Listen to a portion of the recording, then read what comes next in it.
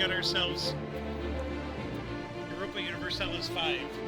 I do have Fulcrum Leader. It's actually on my table, ready to go, but I've been unable to peel myself away from this game, and the volume is just so loud for me. But anyways, let's do a new game.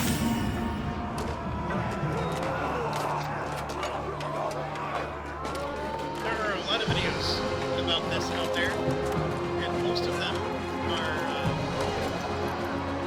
very focused on yeah, the music just seems really loud. I'm gonna shut this off whenever I get a chance. But a lot of them are just trying to get likes and subscribes and, you know, get you to buy the game. And I guess all that's well and good. So one of the first things you want to do is, if you want achievements to be on, you gotta click on this button up here, and then right here, you gotta click on Iron Man to enable it, which makes achievements possible. Everything else, just leave as is. If you come from EU4 background, missions are just tutorial stuff. It's not like the missions from EU4. Don't confuse the two. I think I can save this preset as, you know, use this for achievements. And then hopefully, you know, you can just select it from the drop down. Like if you made a bunch of changes, you could save it. But anyways, a country that a lot of folks in the forums have been complaining about is Portugal. So we're going to try Portugal and play them. Let me get some caveats out of the way. I am by no means an expert at this game, and how many hours have I played? We're going to check. I have played for 27 hours. So that's all the more. I mean 27 is a healthy number, I guess. It came out on Tuesday. Today is Thursday, so I have definitely been burning some midnight oil with this game. I have a career and other stuff I'm also balancing. This game, let me just get another few things out of the way. Like, number one, I'm not great at the game, but I do consider myself to understand the mechanics, at least at a basic level, so I can at least, you know, explain what's happening. Number two, I'm not guaranteeing that I'm going to win at this. I think Castile is, like, infinitely stronger than us, and if I can't maintain peace with them, they can wipe me out in a heartbeat. I've been attacked by Tunis multiple times playing as Portugal, and Tunis is extremely strong, and I have won every time, but it's been a challenge. And then number four, I will give you the strategies as I understand them, but that's not to say that it's the most efficient or best. I'm getting all those out of the way. And then lastly, if you're here and you're not a regular viewer of my channel, I don't do this for likes or subscribes. I don't ask for them, and therefore I don't ask for the negative comments either. Because since I'm not asking anybody to be here, I am not producing a product that is meant to please people. You're here because you want to be, and you want to join me at the table, and we play games together. That's the goal. It's friendly, and it needs to stay that way. And I only say that because of recent comments, not because of anything in particular, but a game like this tends to draw that out of people. Alright, with that said, I do come from an EU4 background. I will do a lot of comparisons to EU4 that, you know, hopefully most people, I think, do come with that background. I mean, there might occasionally be some people who are like, I'd never played any Paradox game. You know, hopefully that'll be helpful. I just don't, you know, there's a lot of places to start. I don't know if this is the right game to start, but anyways, let's dive in. And I've seen a lot of people, like, explain, okay, this button does this, this does this, this does this. Like, we could spend hours doing that. We're gonna talk about some very basic things and then just start playing. And then I'm gonna explain as I go where my logic is and how the mechanics interconnect. Alright, EU5 is just like EU4. It is a game where you play as any country in the nation. We're playing as Portugal. And you just want to rise to prominence. So the way that's typically done is there's a score. and then the nations are ranked on their score. The score is compiled of many things. The things you do, the amount of territory you have, your diplomacy levels, and the score is actually, you can find it here, I believe, under the ledger, and right here is the score, and the game starts with, so Delhi is currently in second place, so let's, I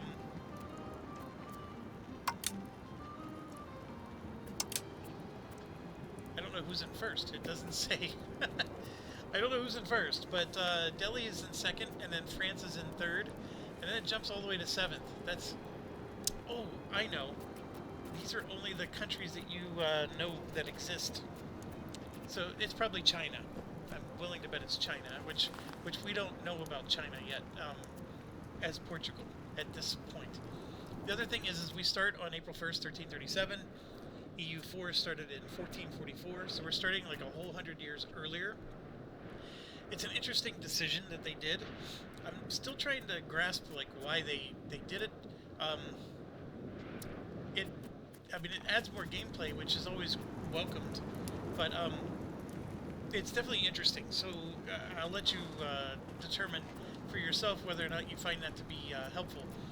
But anyways, as you can see, the score here is based on, you know, you got this administrative score, and if you highlight anything, it tells you a breakdown. Diplomatic, military, and so these are all aggregated together to get an overall score. I'm not going to dwell on it because, to be quite honest, your goal in this game is to survive and expand. And if you do those two things well, your score is going to be at the top of the game as a result. So you don't have to like worry about your score at all until you survive and expand. And then once you become like a superpower, then maybe you could start thinking, okay, how can I, you know, get a few points here and a few points there. But anyways, that's not the focus. And if that is the way you play this game, it's not a very fun way to play. I just like the challenge of being Portugal. So what is Portugal? As you can see, we are this nation here, and we're right next to Castile, who is infinitely more powerful than us. And then we have Morocco, who is not friendly at all. There's historically a big push where this used to be Muslim controlled, and now the Muslims are being pushed back across the sea to the African continent. And then of course there's still a little bit of a foothold, and they do attack back quite often. And with this being 100 years earlier, the Moroccans are much more powerful than they were in EU4. They were a declining nation in EU4. That is not the case here. And then Tunis is just extremely powerful. I don't understand why they are so powerful, but they are. But anyways, I'm digressing. So the other thing that you might notice in EU4 compared to EU4 is Portugal consisted of, I think it was like 10 or 12 provinces. And I'm going to put it in this view so you can see. These are all the provinces in the game. And you can see that there's 10 or 12 just down here alone. I mean, it's over several dozen provinces. And then each province has what they call an RGO, which is just a resource. And so these provinces produce fiber crops. That one is lumber. So there's a primary resource that every province is known for. I'm going to also point, this is a control map. These are their maps at the bottom. We're going to now look at the control. Our capital is Lisboa, and we have 100 control because that's where we are seated. And around Lisboa, we have neighboring provinces, and you can see the control is going down. So here it's 93 and then 83, but it gets progressively worse until you get to the outer edges where it's at 20. Okay? So this is important to understand because if I click on a particular province, let's try Lisboa, there is going to be a tax amount, which is right here, the tax base. And you can see that I basically am making 7.97 ducats, and I'm losing 0% because of control. But if I go here, I have a tax base of 365, but it's reduced to 392 because I lost 6% control. See that 93 there? That's the control, 93. So it's a one-to-one correlation. And then if I go way out here to a 20, it's a 13.13 ducat province that it has a potential base of 0.69 if it was at 100% control, but it's only down to 20%. So 80% of that is removed, so we're only getting 13 cents instead. Okay, so first concept to understand is, how do you make money? You make it through taxes, and taxes gets reduced by control. Control is a very important concept in EU5. This is really not a factor at all in EU4. So it's extremely important to understand that these outlying regions, you have very low control, and so you're getting very low taxes. The stuff that's closer, you're getting more. So what causes control to go up or down is a great question. And here you can see, like this one, control is 32. It's changing negative. It's not going in a positive direction. The maximum control right now is 27. And because of the tax base, you know, just like we talked about. So you could create buildings that help with control, but let me see here. Yeah, it tells you right here. So I'm going to highlight over this and then come over there. So proximity is how close a location is to the capital. You trace it through roads or even the sea. And so the proximity to the capital is giving them a 13%, and it has a core of 20, and that's how it's getting to 33. And then the satisfaction of the population is reducing it. So that's how you get to the control value. So it's at 33, and it's being reduced, I think, because the people are unhappy for whatever reason. We can figure that out, but that's another problem for another day. That also explains why there's a little bit of control up here. Like, and all the ones in between don't have control, because there's a port here in Porto, and they should have a port somewhere in here. They don't, but they have like cathedrals and portals. So there's a building here that's probably helping. But the other thing is that there's the sea zones are allowing all the land regions that are along the sea to have higher control, because the travel time is actually through the sea and not along the road. Now you might be asking, well, where are the roads? There is one road, you can see here, that goes along like this, and then zigzags, and then exits up here. There's no road to Vergunca, if I'm pronouncing that correctly. There's no road to Pinhill. There's no road over here to Elvis, or even to Faro. Now these are getting some control because they're on sea zones, but like, you know, this one has really low control, and there's no road that even goes to it. Here's one, a candidate for a road is Evora here. It's pretty close, but there's no road. So if we were to somehow build a road to here, we could raise its control, because the travel time to get to the capital would be reduced, and that would allow the control to go up. Okay, so very important concept: control, control, control. All right. So one other thing with control, and sometimes you'll see me like wait until I can hover my mouse over it. There's this little bar that fills up.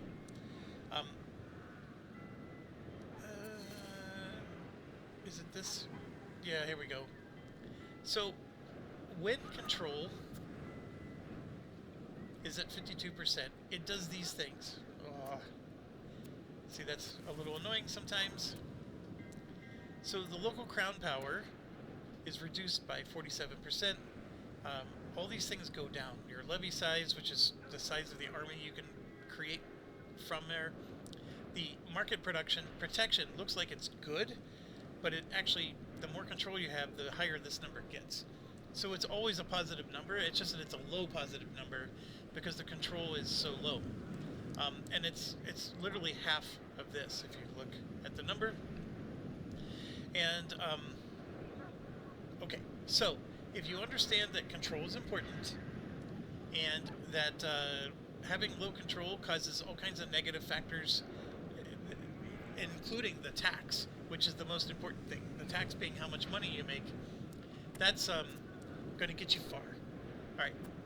The other thing, as far as like explaining the layout, this is just information. You don't do anything here. I mean, you can click on these to get to something, but it's just information. These are your map modes.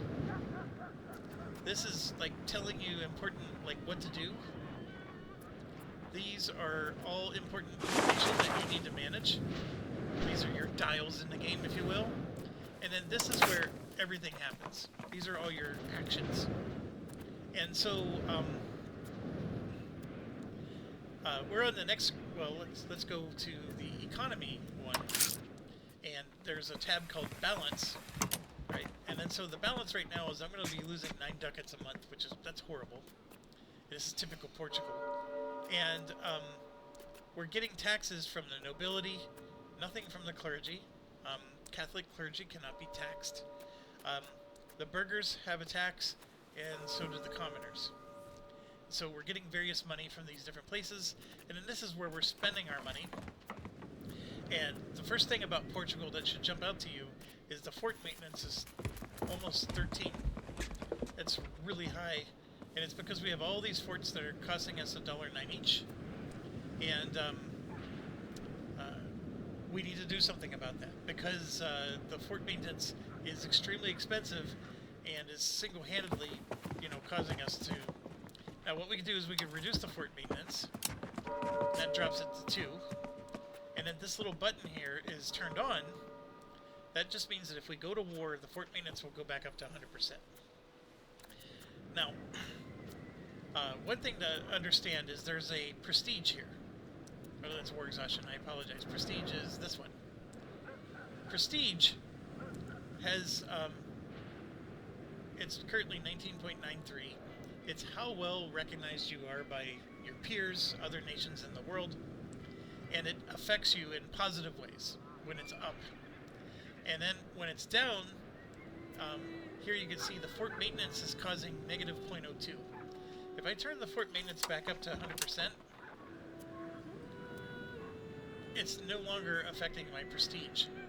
So prestige has a natural decay of 0.19, and the works of art actually are causing it to go up. So these are the two factors that are changing whether it goes up or down at the moment. But when I reduce my fort maintenance, I just want you to understand that that causes your prestige to go down right here. So that negative 0.02 is because I reduced the maintenance. You can do the same thing to your army maintenance. You can reduce that down, get your number a little bit better, and that'll also show up. You can see the army maintenance is also happening. So if you try to tweak your money balance, it's going to cause your prestige to go down. Is that always a bad thing? High prestige is always good, but low prestige is, you could definitely live with it. And 0 is the lowest it can go. And in fact, one of the exploits I learned in this game is you'll get these events that let you choose to lose prestige or lose something else. And if you're already at 0 prestige, you can choose the lose prestige one, and then nothing happens. Like, it's not like you go negative or anything. So it's almost like a free get out of jail card. I have a feeling they're going to fix that, but right now you could exploit that. And so having 0 prestige is quite common, especially early in the game. As you start to discover and explore new worlds, explore the new world, stuff like that, your prestige can start to get really high and stay high. And yeah, you'll get these nice little bonuses when they do, but all of these bonuses are not important at the start of the game, and I'm sure some nerd's gonna argue and say that they are, but I think, in terms of all the problems you have as Portugal at the start of the game, this is not one of them. So reduce your maintenance. You can even reduce your army maintenance. The navy maintenance I don't reduce, and here's why.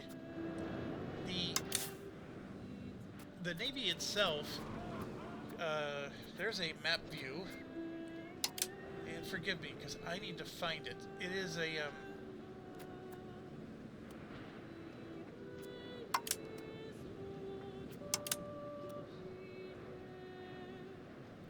it basically shows the waterways. Maybe it's an economic one. Like right here's the roads map view, which is decent. But I'm looking for the waterways.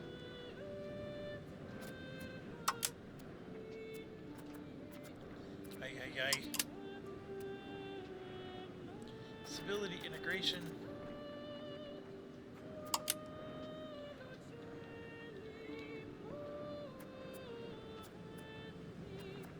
That did not work. How about C?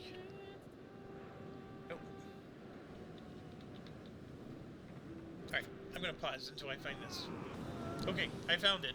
It's called Maritime Presence. I was typing in C and all this other stuff, but it's Maritime Presence. And you can find it over here in the Geopolitics tab.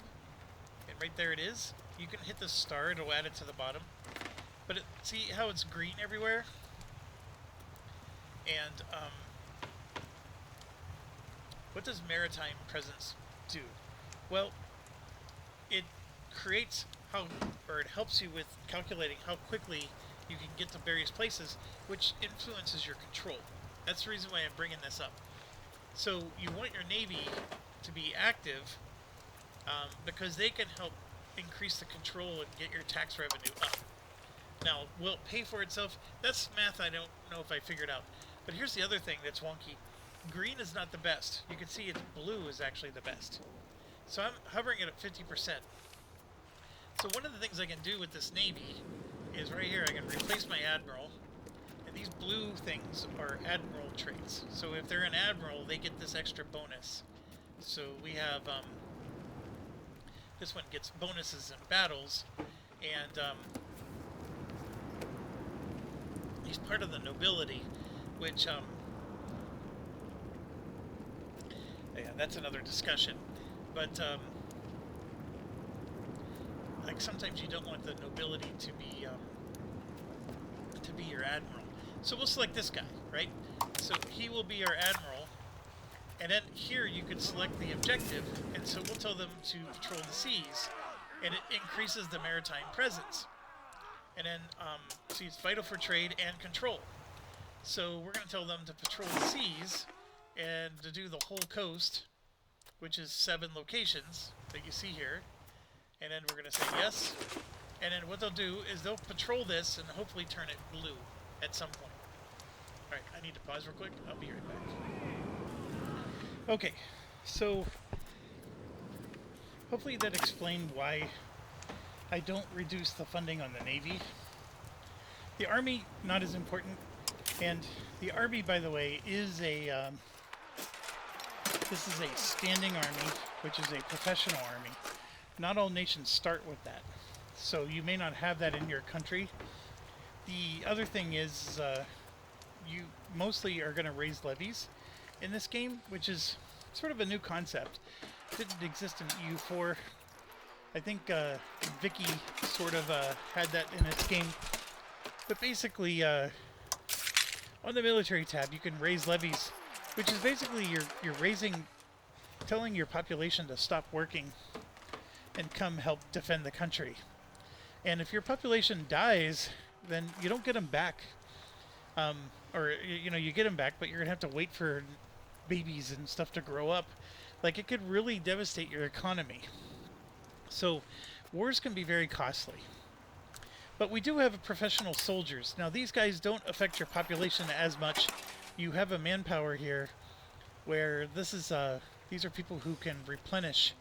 Like, if I lose all 250 of my soldiers, I can replace them at least once. And then, of course, I have a maintenance cost, etc., etc. We'll get into this some more later. The key thing to just understand is that not every country has them, but we do. Now, how useful are they in the beginning? I mean, they could be useful for helping defend Portugal, but they're, like, right here, right now, they're just cost. That's the reason why I reduced. But we could at least give them a captain. Now the red ones here are for generals, the blue ones are for admirals, the purple ones are for royalty. So these skills wouldn't be as helpful as a general role, but this guy would be, and he is part of the nobility, which again, I tend to want to shy away from that, and we'll get into that in a second. Let's see if there's any other ones. How important is the skill? Tactics, assault ability. Now you might be wondering, okay, what are these numbers for? If you highlight over them, it'll tell you. And the admin ability, which you would think isn't necessary for a general, helps with all kinds of stuff, including sieges. Diplomacy helps with morale, which is good for your army not running away. And then, of course, the military ability is just going to help you to win.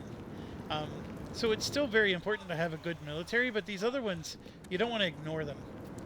And, you know, I'm looking at this, and this guy is phenomenal. He has 100 military ability. We got to choose him. I'm sorry, even though he's a noble. And so let's talk about why I'm so noble adverse. And I want to make sure, yeah, let's do that next. So on the government tab, here is your king, and then there's your spouse, and then here's your heir.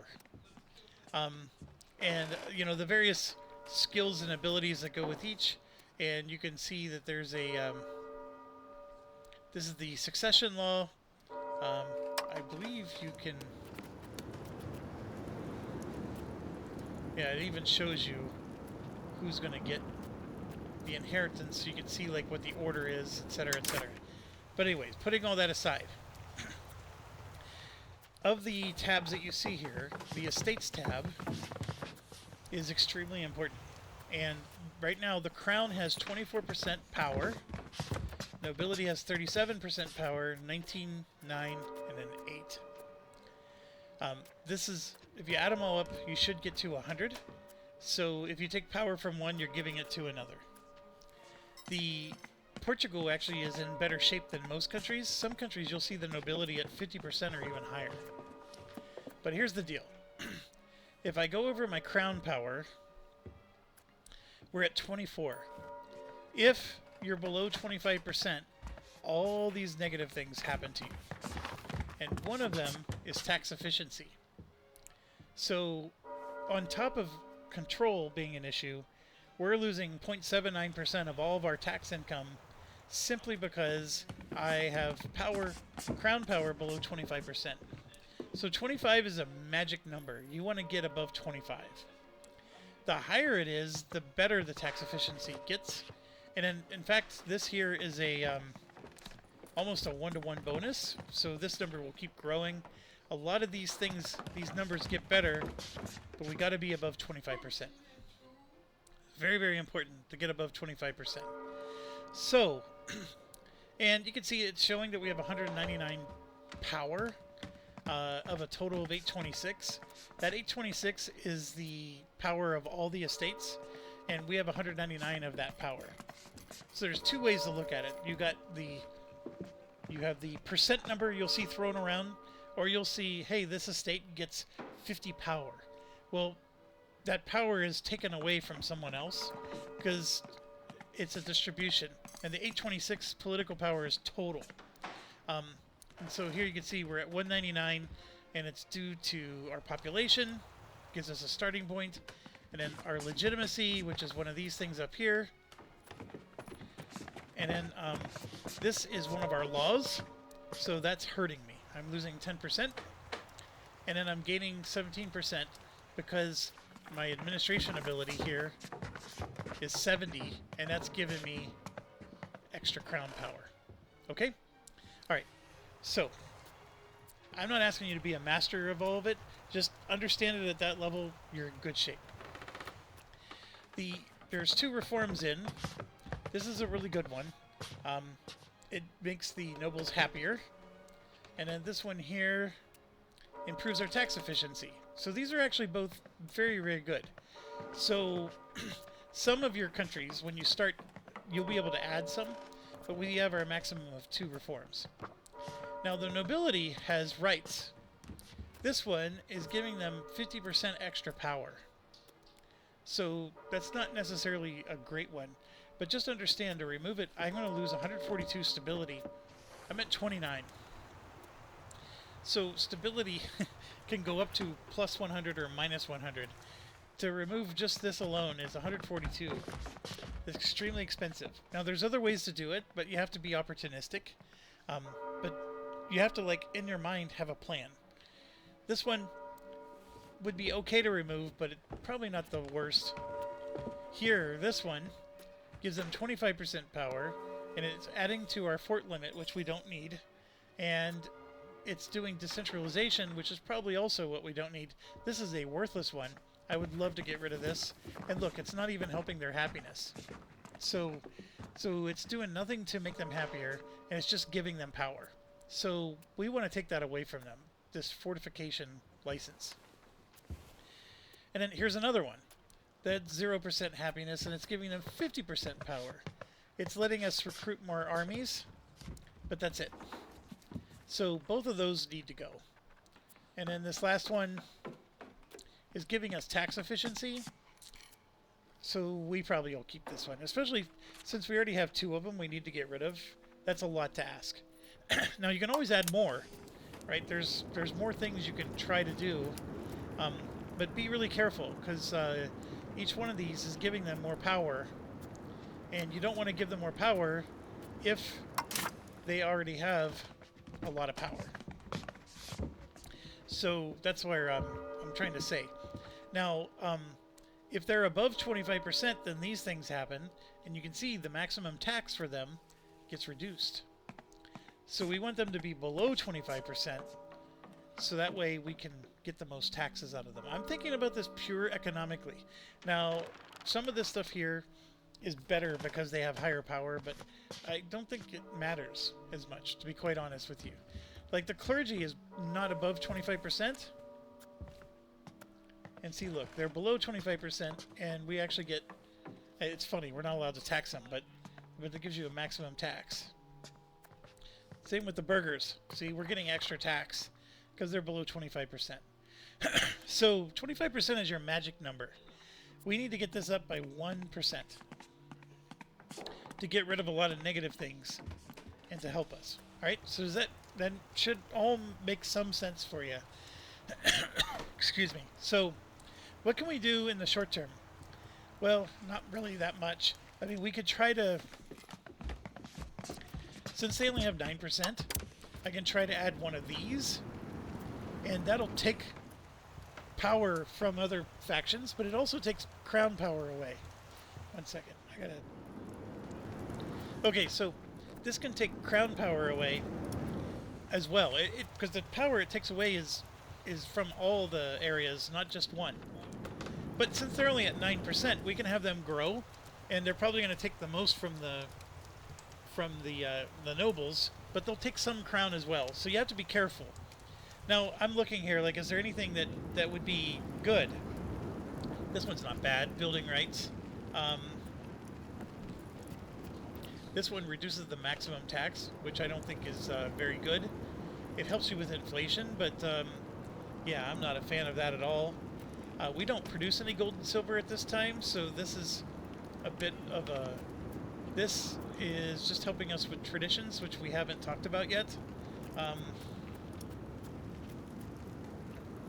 This reduces their tax again, but raises our overall efficiency. Now that's an interesting one. That's a very interesting one. I don't know if I want to do that, though, because the burgers are going to be in control of all of our manufacturing. And right now the manufacturing doesn't make us much money, but it will later. And then here, monthly development actually is really good. But yeah, look, you're giving them 50% power to grab that. But let's do this, because monthly development, even though that looks like a really tiny number, over the course of hundreds of years, this will add up. Where does it go, though? In all locations. Yeah, let's do this. And so it'll show you that the burgers are going to go up 15% and have an equilibrium of 50. Nobility, everybody else is going to go down. It doesn't tell you how it's going to impact our overall power. So there's a couple of things I want to explain now. This 15%, don't let that fool you. It doesn't mean they're going up 15% in power. That is not what that means. So, see these four things here? This represents the nobility. They're currently at 50%. That's what that red bar represents. It's halfway. Like over here, they're at 62%, so that's why it's a little bit further to the right, and it's green. These guys are at 50%. That's the red bar. All right. So all it's trying to, the bars are showing where they're at right now. The percentage above it is showing how much it's changing. So this is growing by 0.3% a month. This is shrinking, but it's at 0, so it's probably shrinking at some decimal that's really low. And then these aren't changing because they're right at their equilibrium right now. So when I say I'm going to take this, that 15% there is how much it's going to jump immediately. So it's at 50 right now. It should jump to 65. Let's see if I'm right. And then boom, that jumped to 65 right there. And now you see a negative change of minus 0.5 because their equilibrium is 54. So when they have an equilibrium, and it tells you how they calculate it, and I apologize, I'm really horrible with keeping my windows open. So it's decaying by a half, and it's right here. How do they get that number? You can see it's all these factors, right? And some of these are all traditions, which we'll get to in a second. But what I did was I changed their current happiness. That's all I did. It doesn't change. Like, if you want to see how did it change the power, well, you just look here. Actually, I gotta wait till the end of the month.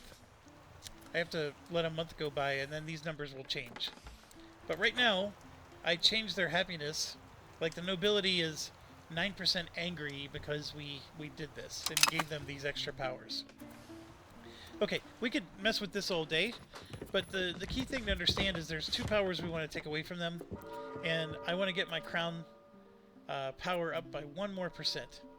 Alright, so how are we going to do that? Well, a couple of things. The first one is, I keep saying traditions, but the term I was thinking of is values. So I'm going to go from country, let's click on values. This game represents a bunch of values that are binary. Well, they're analog binary, let's put it that way. So you're either a decentralization focused country or a centralization focused country, and then of course there's a gauge. So we're 0.27 into decentralization. And if I was at 100% decentralization, this is what would happen to my country, right? But since I'm at 0.27, this is what's happening right now. And then it's showing you why the changes are happening. Like, what are the factors? Some of these are laws that we've passed that are causing it to move one way or another. Now, if you add all these things up, it gets you to 0.26. So multiply that by 100 and you get 26. You see that? So that 0.26 determines how far it can go on the slider. So these little factors here add up to a percentage of how far it can go.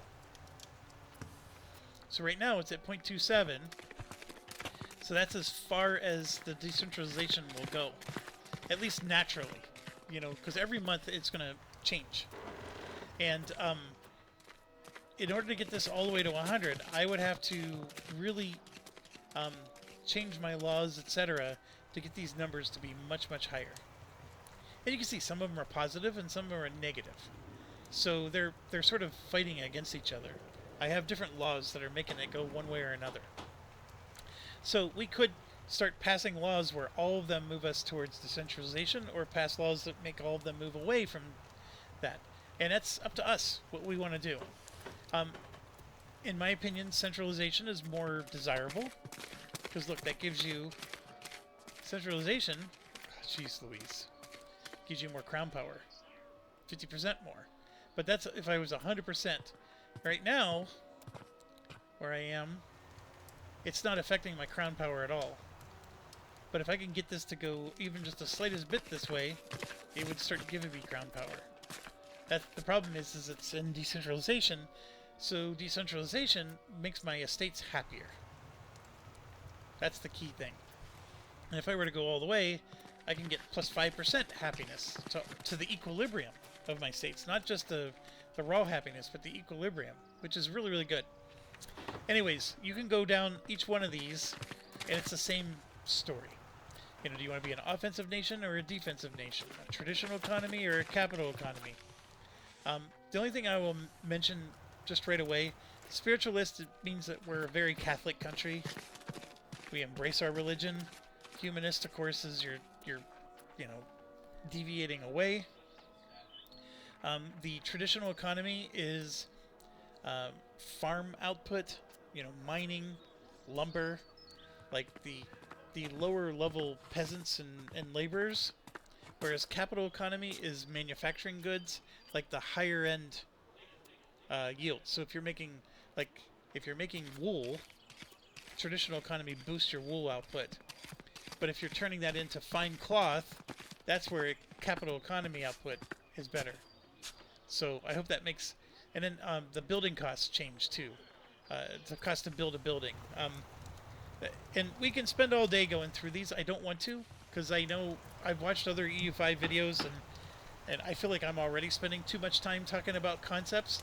But the idea here is, I said I would introduce concepts as we encounter them, and I'm just trying to help you to figure out the decision making of before I even unpause the game. I'm recognizing that I need my crown power to go up, and I'm going over the ways to help it. Now there's one final way, which we have to wait for. It's not something we can do right away, but it's Parliament. And we can go into Parliament, and there will be the ability to ask for law changes, and we could also... is that it? The law changes? Yeah, we can get rid of a policy. So I think that's going to allow us to remove something from the nobles without taking the huge stability loss. Is we come over here and we ask Parliament to help us. So Parliament has to support us, and they're called every 2 years. And so we have to wait until they're called again, and then we can get to business. Okay. All right. What else do we need to do before we start? I'm looking up here.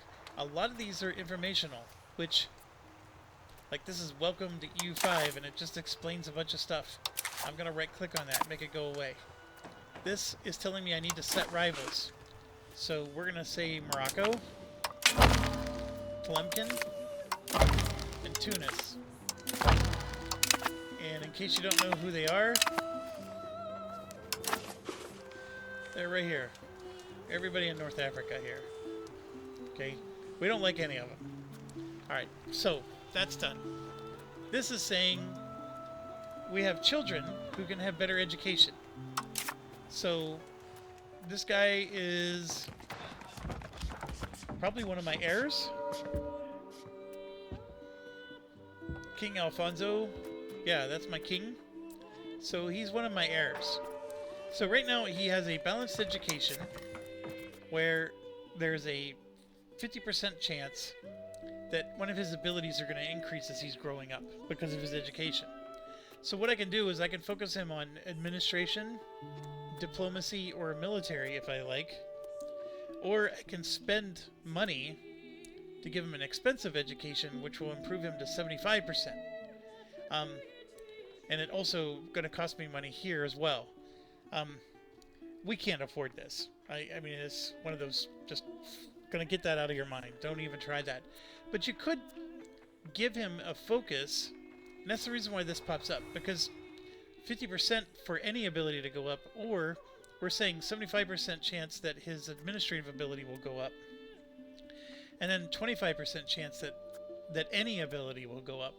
So you cut the any ability in half, but you increase the chance that it's a specific kind. So remember, the administrative ability is what gives you crown power. So I'm going to choose administrative ability, and it's free. Like, it didn't cost me anything to do that. It just means that he's going to, right now he's at 1932.29, and so I'm making it so this 19 will grow quicker than the other two. That's really what I just did. So he's 8 years old. There's my education I just chose for him. And then here, the diplomatic ability is going to increase. The administrative. So that's a trait that he had on his own. And then I added this trait. So yeah, this number is going to grow. So it'll be interesting to see how he grows as time goes on, right? Okay, this is just telling me I can do diplomacy, which we do want to do. We want to... I'm going to right-click on Castile.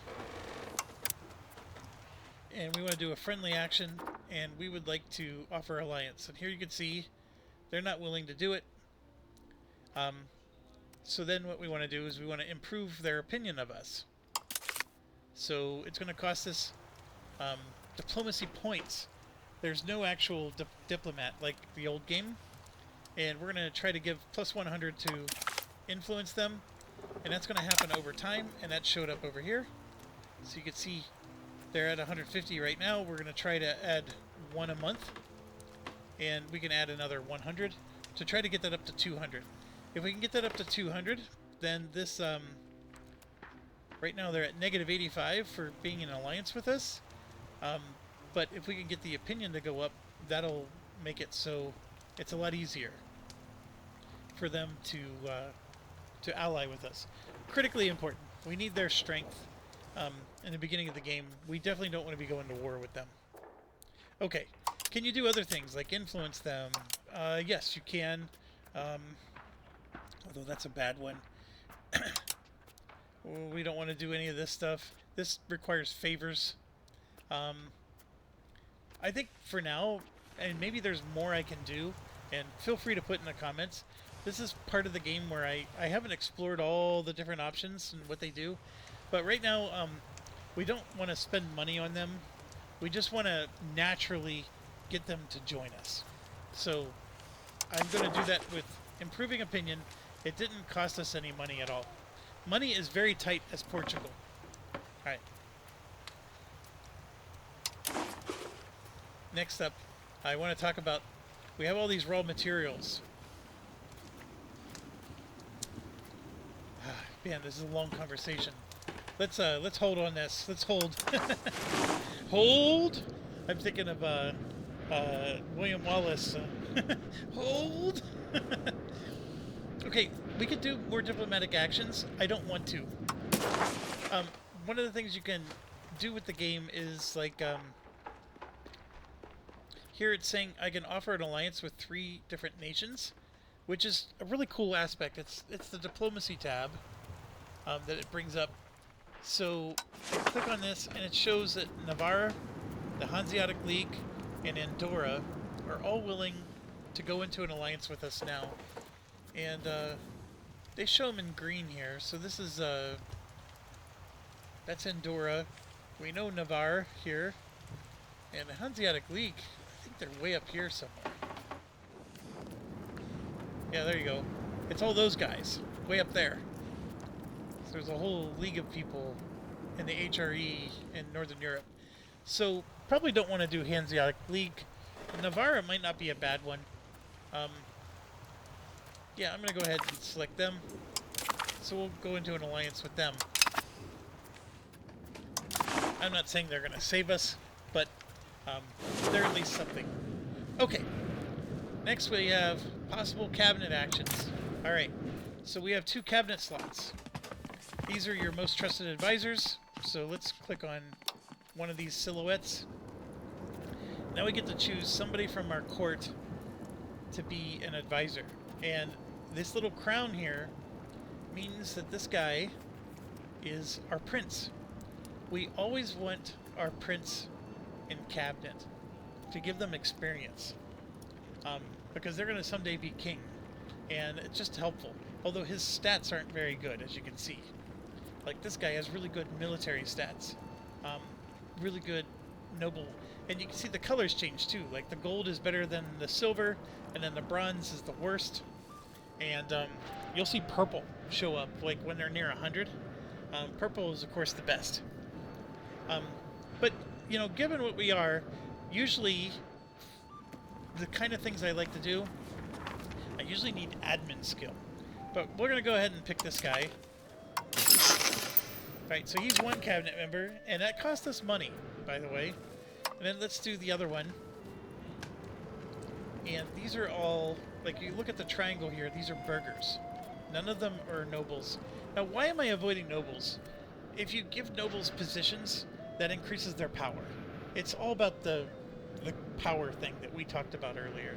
So, by putting a burgher in place, you know, they're not going to be as bad. So, do I want a military one, or do I want a diplomatic one? And you can see here, it tells you what they can do. So while serving as a cabinet member, the abilities have the following effects. So see, the crown power goes up with the administrative ability, and that's just, it's just a, it doesn't matter what you have them doing, they automatically give you that.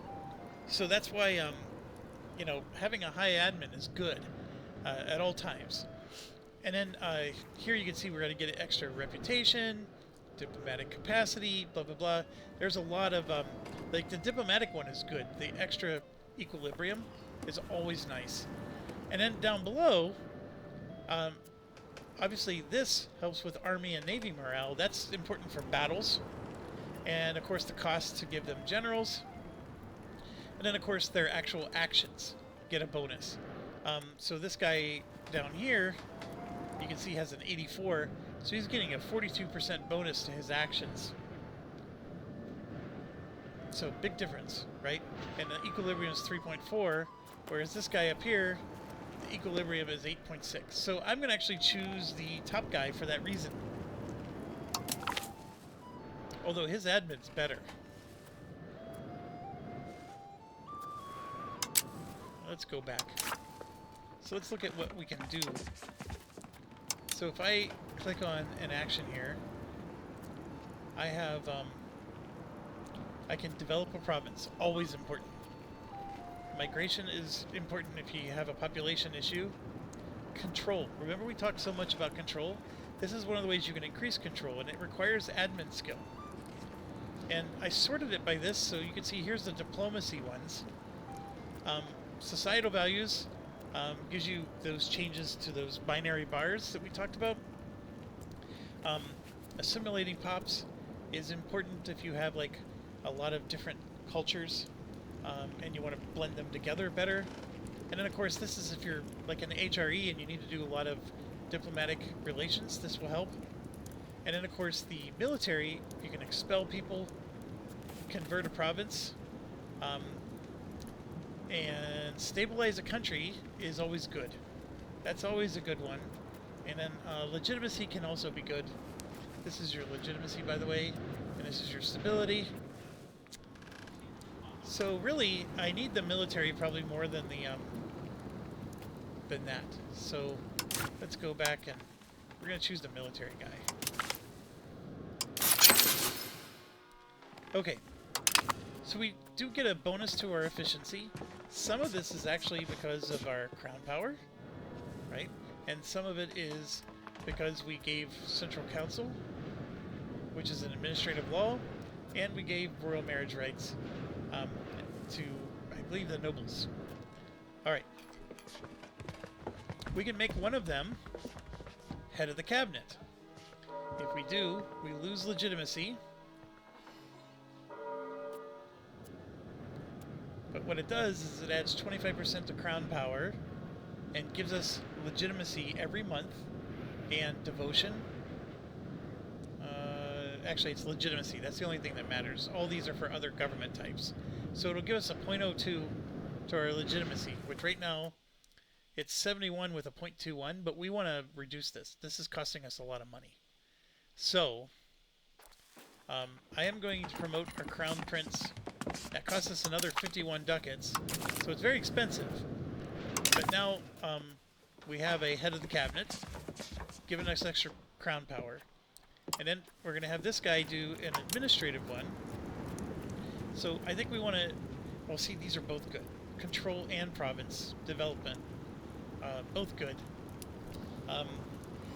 Let's do increase control.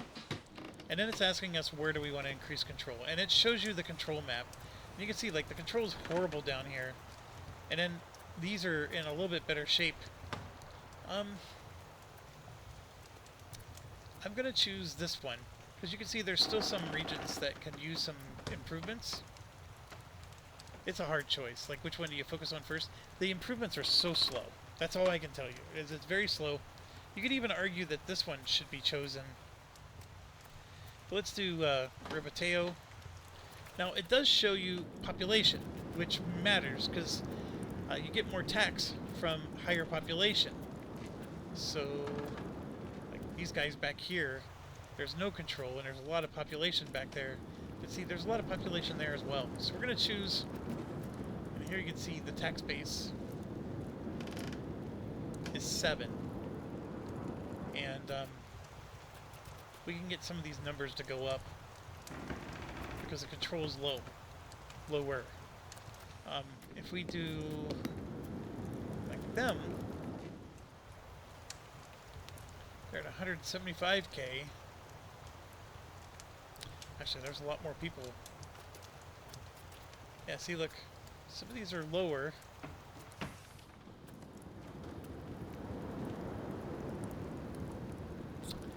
Yeah, I'm in analysis paralysis. It almost doesn't matter what I choose, because we need it all to go up. I was planning on doing them at 90k. These guys actually have a lot more people. See, I'm talking myself out of it.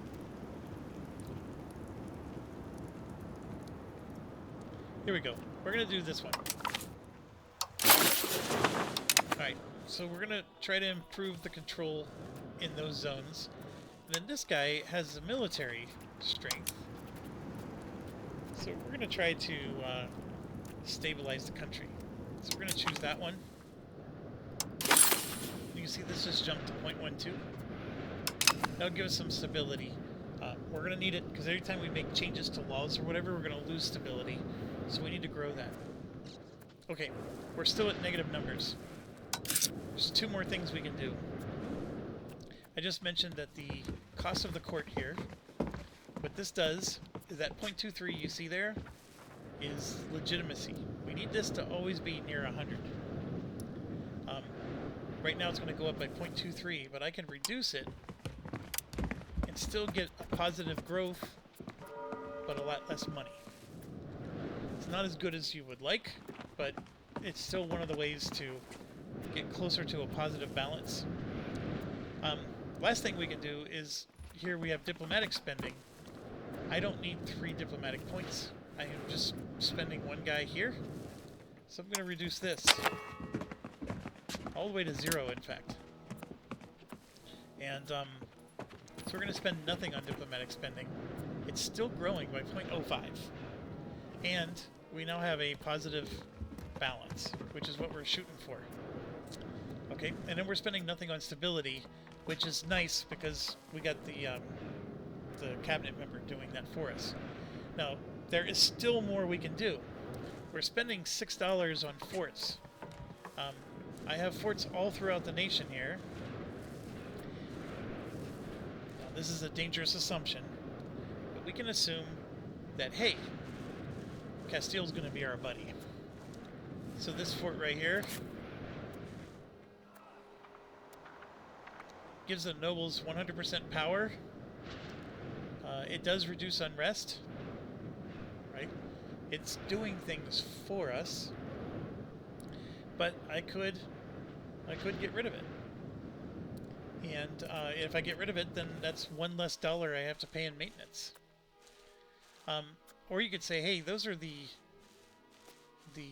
edge of your nation, so maybe you need to keep forts there. We can get rid of this fort, which is protecting a lot more of our buildings, right? Because it looks like we got quite a... This is a difficult decision, but like, I have multiple forts here. Elvis has one, and so does Porto Alegre. So I'm going to get rid of the Porto Alegre one. So I'm going to destroy this fort. And then if I come back over to the balance, that dropped by almost a whole ducat. And we got ourselves some extra income. And you can go wild and destroy all of them to really get yourself a nice income. I don't know what the right balance is. I'm being flat out honest with you. I have no idea if that's the right thing to do. I think that in the short term, it's not a big deal to destroy the forts. Unless, of course, they declare war on you. But even if they do, the forts only delay the inevitable. It's going to be very expensive to replace them back later. But by then, you hope you have a better economy. That's the trade-off. I just wanted to share that with you because that is a decision you can make to really help. The other thing we can do is we can increase taxes. So right here, the nobility, I just maxed all the taxes against every group. And see, it's going to cause them to be angry. So they're going to move in a negative direction because of what I just did. So I have to be careful.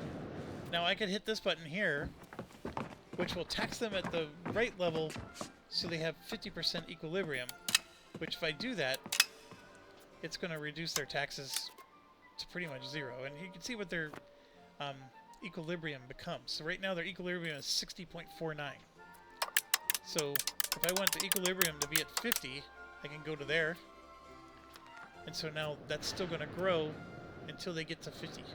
You see how that works?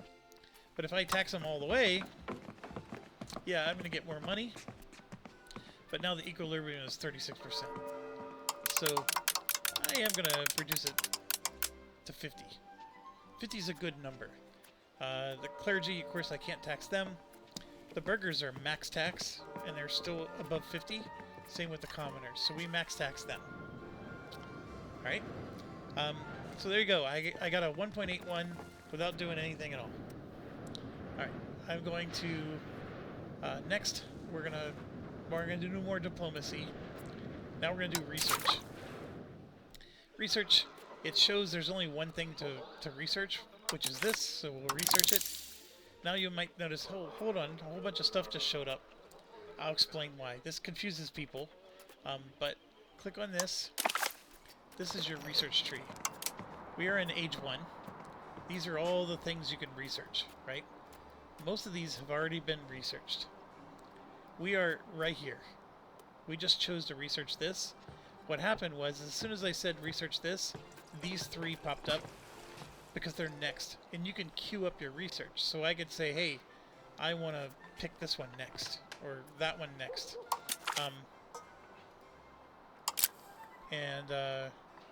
Actually, all 3 of these are really good. So we probably want to do them all, but let's just do one for now. Now this one is not available, and that is because we don't know meritocracy yet. These are institutions.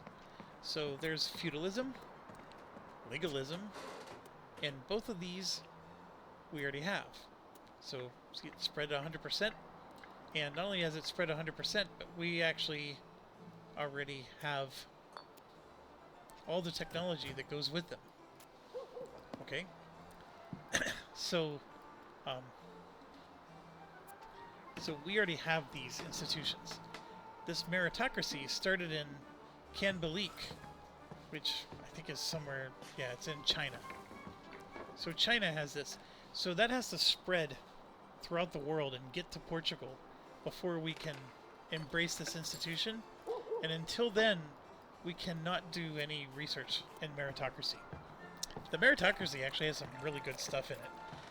But that's not available to any European, just to be frank. It's only in China right now. Okay, then there's other information along the top. We're getting 1.3 a month of progress in research. Like, how much does it take to actually research something? It's like 25 is required. So we're getting 1.3, so it's going to take, you know, somewhere around 20 months to research this. Then, you know, this is just telling you the new reforms that came with the Age 1.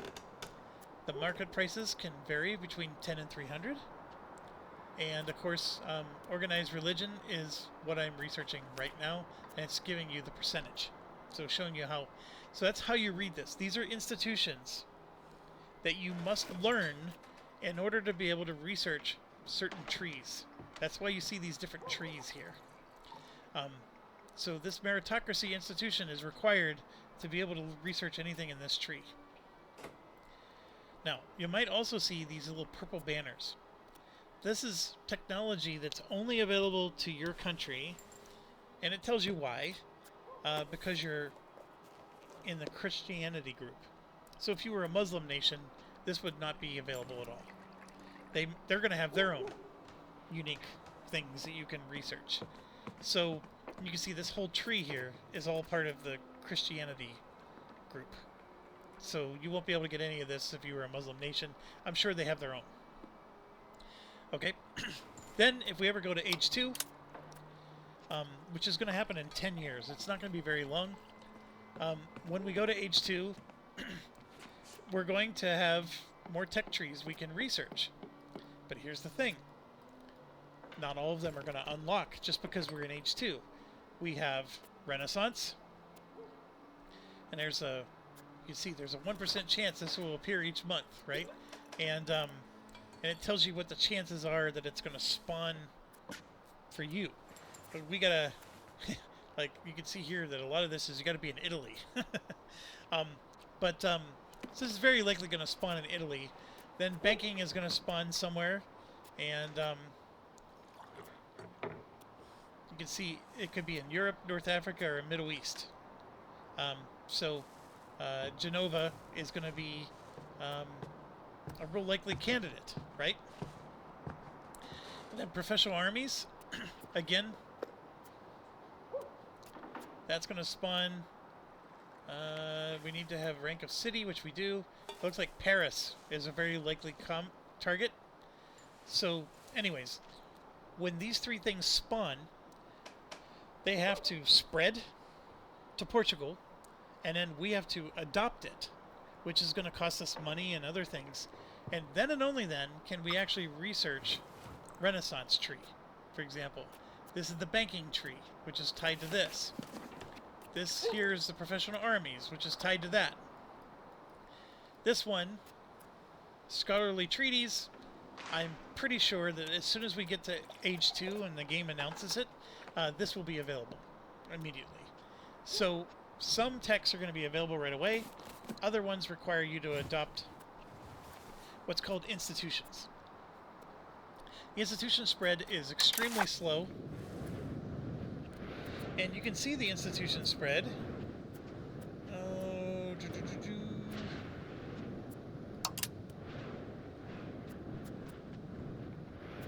Well, here we can. I know that exists. Institutions. So this is showing all green because we have these two institutions with us. It's not very helpful. So let's get out of this. Or let's now go to ages here.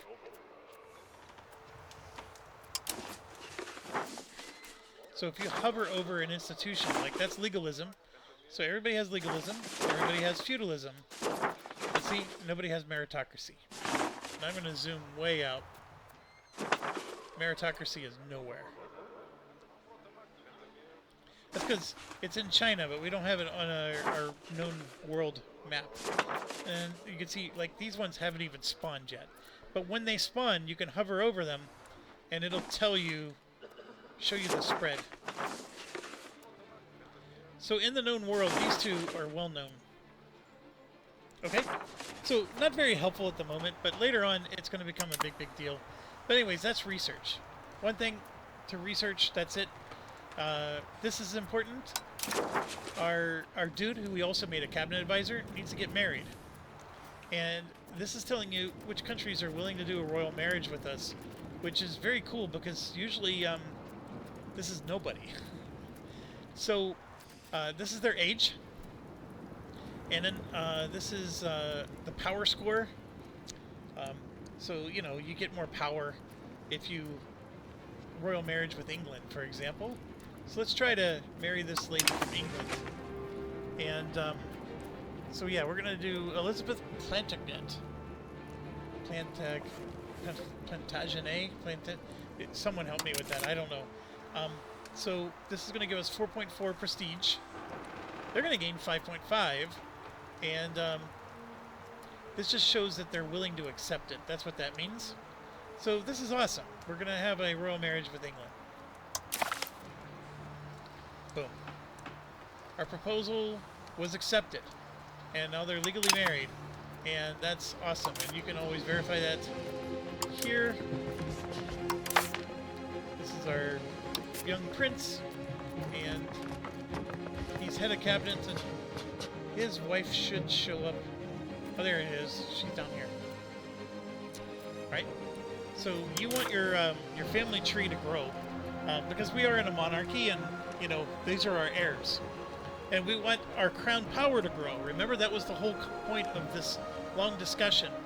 The crown power grows if our heirs are running the country and not the nobles. Because you let them run the country, then they get the power. We run the country, we get the power. You see the difference? That's something to focus on. Okay. With all of our changes, you can see I didn't change too much here.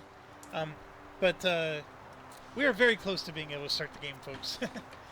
Alright, let's go. Unhappy Estates is just telling us that this is red. Inefficient minting. As of right now, we can't mint money because we don't have any gold or silver, and we would have to trade for that in the markets. We're going to have to fix that. These are all the buildings that aren't making us money, so they're causing us to lose money, in fact. And so I could deactivate them, which doesn't mean you're destroying them. It just means they, you know, they aren't going to run. And so we can make the Potter's Guild stop working.